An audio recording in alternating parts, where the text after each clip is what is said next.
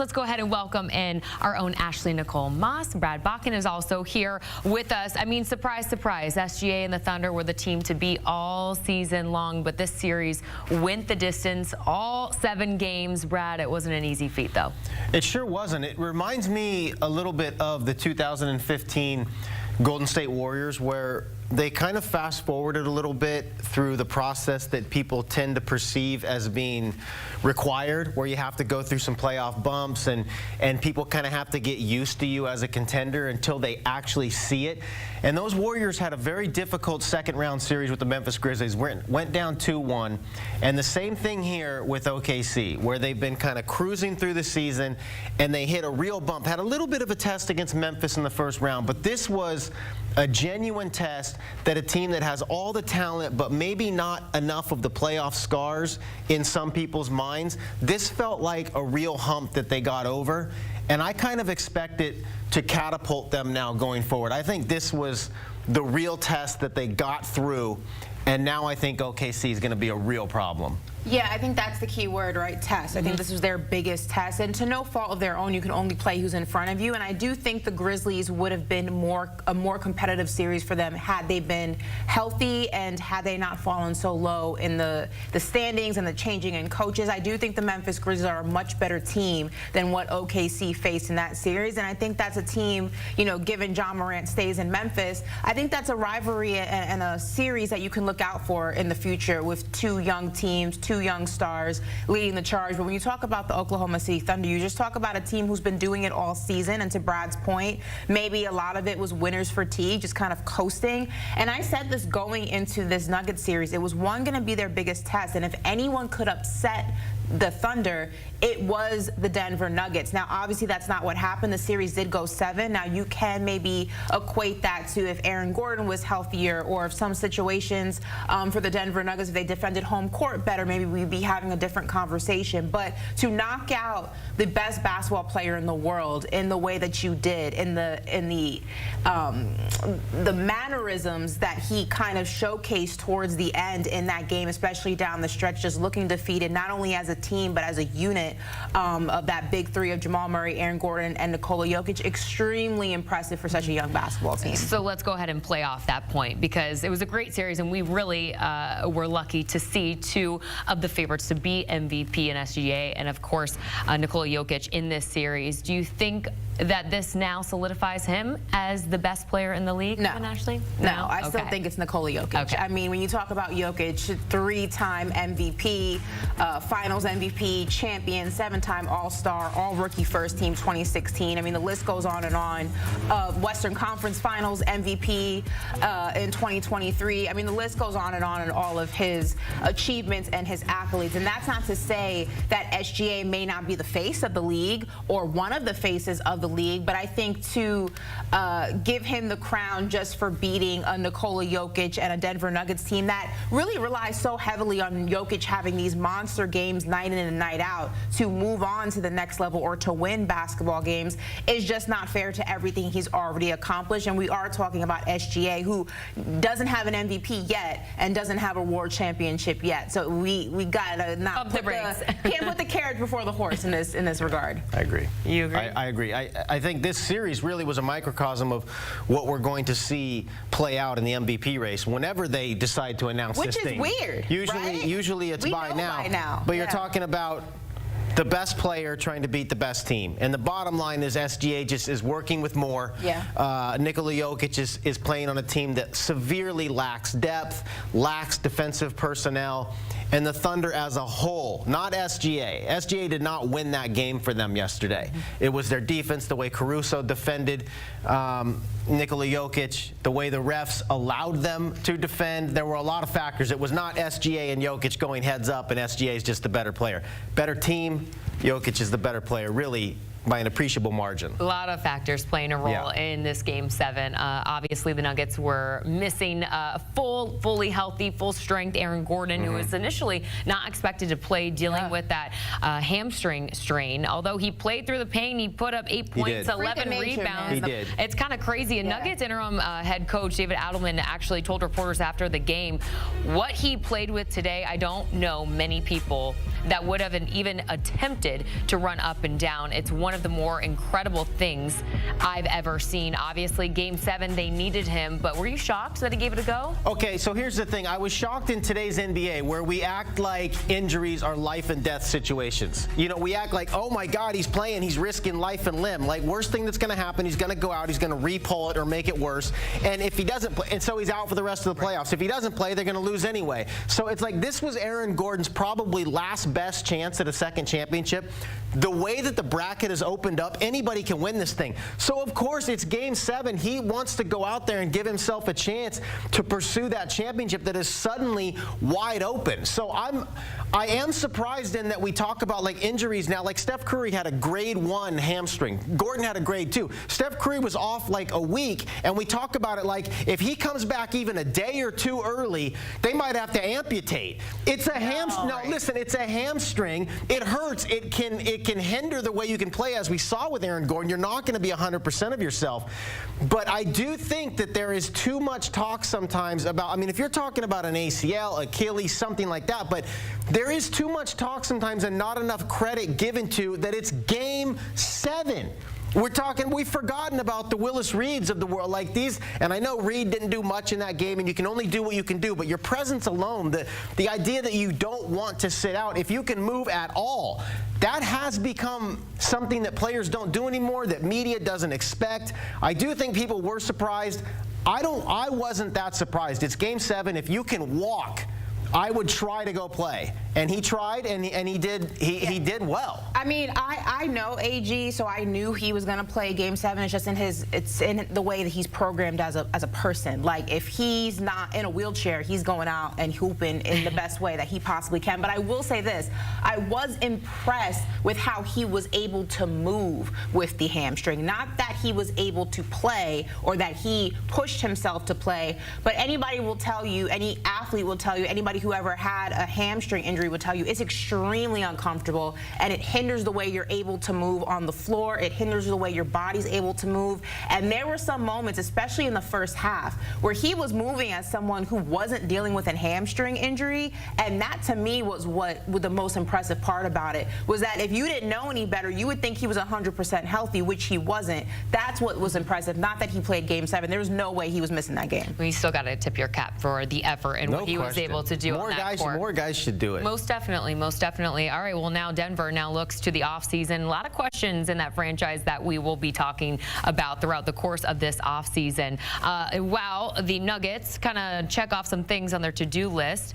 OKC headed to the conference finals where they will see the Minnesota Timberwolves. What are you expecting, Ash, early on in that series? I think that this series is actually going to be better for Minnesota than it would have been if they had to face Denver. And I'll say why. Because there's nobody on the Minnesota Timberwolves that would have had an answer for Nicole Jokic. I think that when you talk about OKC and you talk about the Minnesota Timberwolves, it's a lot more evenly matched for these two teams with one another for a multitude of reasons. I think that the Timberwolves can keep up with the speed in which Oklahoma City Thunder play. I think they have the size to compete with the Oklahoma City Thunder. I think the biggest concern is going to be SGA, but I think Anthony Edwards won't have it's not going to be like him guarding Kyrie Irving in the Western Conference Finals last year. I think that he's going to have, and I say this loosely, an easier task with SGA than he did with Kyrie last season. I think that these two teams, in some ways, mirror each other in the way that they are constructed, in the size, in the physicality. I think that the biggest thing is going to be, look, you have two teams led by two very young players, and it's going to be up to those two players to lead the charge. We all know that when Anthony Edwards gets going, Julius Randle gets going. And I think that when SGA gets going, it's a domino effect for the rest of the team. I think that's going to be the most interesting part of this series, and kind of how they mirror each other in another similar way. Two young stars leading the charge, the head of the snake, and what they do will set the tone for the rest of the team. I'm really excited for this series. I actually, I like Jokic, I like the Denver Nuggets, but I'm actually excited that this is the way that it's set up. All right. Yeah, I think Julius Randle's the key to this series because Anthony Edwards and SGA are going to get they're going to be on the marquee, but they're going to double the ball out of both those guys' hands. Now, they're so good, they're still going to figure out a way to be effective on their own. But their ability to pass the buck and get their teammates in space off of the multitude of defenders that they bring their way, it's going to be those guys as release valves that are going to have to play big. And Julius Randle has like rewritten the narrative on his entire career in these playoffs. Not to me. I always was a Julius Randle believer. Well, Julius Randle with the Knicks, he was overtasked as a #1, and he was good. Averaged 23 and 10 with New York, got them to the playoffs for 3 straight years when they missed 6 straight prior to his arrival. Was very good, but was overtasked as a #1. Here he's a #2. But listen, he's like a 1A in this series because there are so many defenders on OKC that can put so much pressure on Anthony Edwards behind the 3-point line. Julius Randle is going to be the natural release valve. I think this series is going to play out a lot in the mid-range for Minnesota because OKC is going to guard the line really heavy. And when Rudy Gobert is on the floor, you don't have to stretch out and guard him as a shooter. So their bigs, Chet Holmgren, Isaiah Hartenstein, they are going to pack down in the paint and guard the rim. So they're pushing you off the line and they're guarding the rim. That soft spot in the middle where Julius Randle and Anthony Edwards can do a lot of work, I think is going to be a big factor. That's a fine print thing to look for in this series. Where are the Timberwolves getting their shots from and are they knocking them down? I think that free throw line, elbow area, the soft spots, if they can knock those down at a high clip, which Julius Randle, that can play into his sweet spot when he's got it going, that will give Minnesota their best chance. All right, we'll find out soon enough as Game 1 between the Minnesota Timberwolves and Oklahoma City Thunder is slated for tomorrow. Tip-off at 8:30 p.m. Eastern. Ash said she was excited for this series, but not as excited, I think, for the series in the East. Quick break for us here on CBS Sports HQ. It's the Knicks and Pacers in the Eastern Conference Finals. We've got the full preview for you next. Stay with us.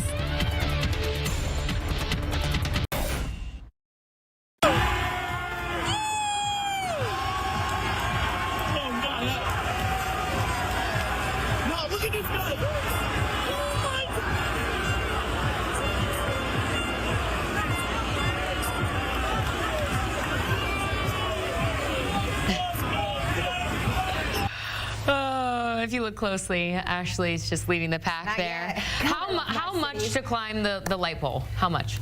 If the Knicks win the finals, I will do it for free. No way. Yeah, absolutely. I mean, and I will send the video into HQ myself and let you. You'll FaceTime into the show, the post-game show. You know, this is sort of an indictment on Knicks fans that this is the reaction to a conference finals. No, it's not. This is like when the schools that rush the court because they beat like Georgia Tech on a Wednesday. I actually hate that narrative because it's been 25 years. Exactly. And we've seen teams celebrate long droughts and go into the streets. And this is 20. And you have to remember, Knicks fans. I agree. It's an indictment. Knicks fans are born into this fandom. No one chooses to be a Knicks fan.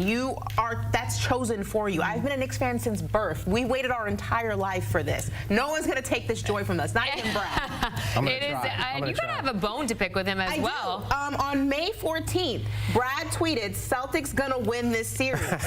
I do. Receipts. Yeah. Receipts. Just wanted to make sure. I'm definitely a prisoner of the moment. I admit. That's okay. That's okay. That's what we're here for. Okay, what a series this is going to be. We're going to be locked in to this. The Knicks back in the conference finals, as Ashley said, for the first time in 25 years, taking on the Indiana Pacers. I'll start with you, Ash. What are going to be the keys to victory for the Knicks?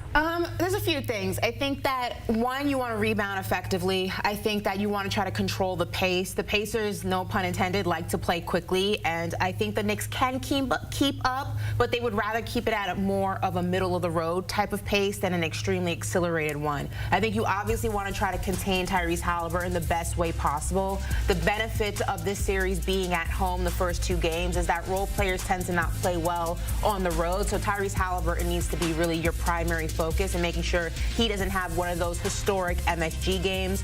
I think you also want to try to limit the transition offense.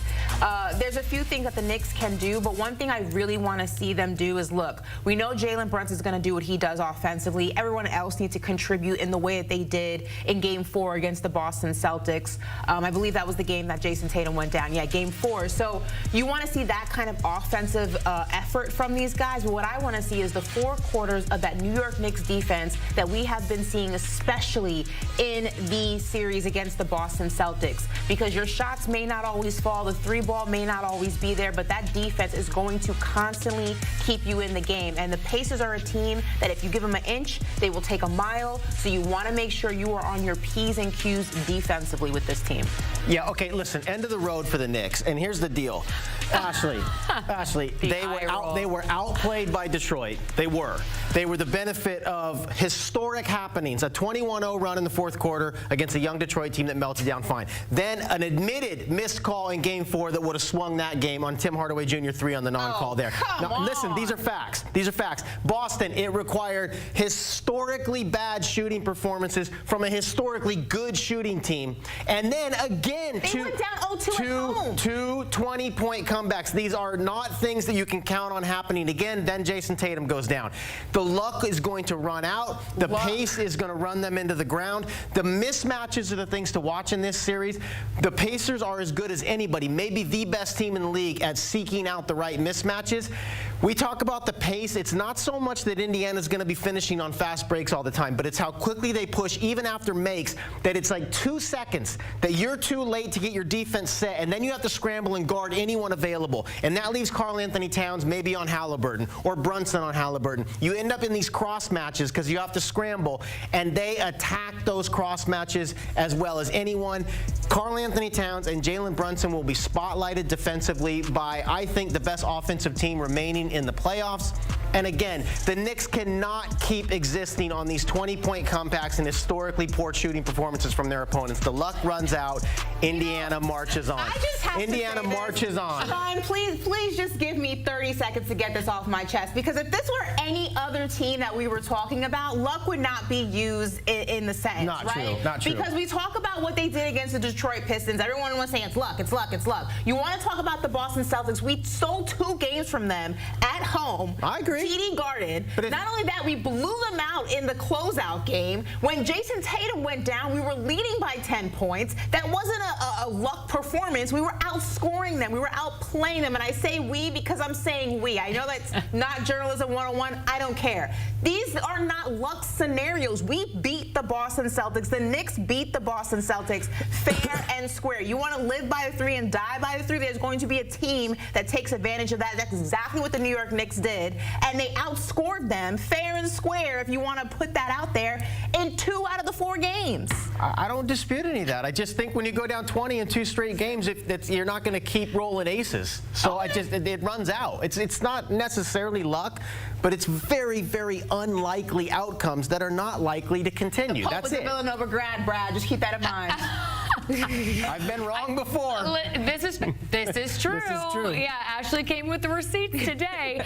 Well, you know, I'm supposed to ask for a game pick here, but I feel like I know which route both of you are going. You said, Brad, that you have the Indiana Pacers advancing to the NBA Finals. Ash, you got to roll with your Knicks here. Obviously, I'm rolling with the Knicks, but I will say I think the series goes 7, and I'll tell you why quickly. I think if you look at what happened in the last time these 2 teams face each other with an injured New York Knicks team and how that was able to go the distance, even with the Knicks not being 100%. I think you have both these teams right now fully healthy, a nice week-long break, give or take a couple of days. I think that the Knicks will be able to get this done in 7, but I'm not saying it's going to be easy for them at all. The Pacers are a tough team, and I have a lot of respect for them. I was definitely someone who doubted them last season and how they got to the conference finals against Boston. But I think that what I've seen from them this season, they have my respect, but not enough to pick them to win this series. The Knicks are doing it. I know you're going with Indiana, but do you think this goes the distance? It can't go the distance. Ashley picking 7. If it gets to Game 7 in MSG and Jalen Brunson puts on his cape and that crowd is going to be going in, I don't think they can win Game 7 on the road. So I think they got to finish it in 6. I think they will.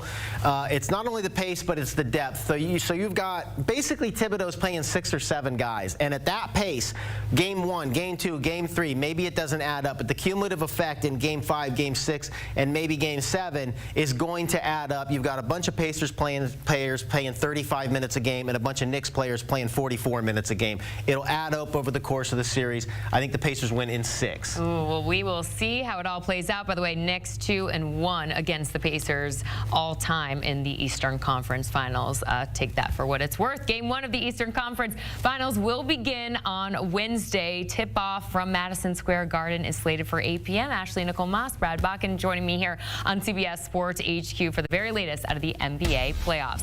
Quick break for us, but when we return from the court to the diamond, some big news in the MLB over the weekend. We will get to that, but first, the Stanley Cup playoffs. We have a full preview for you next of what's to come.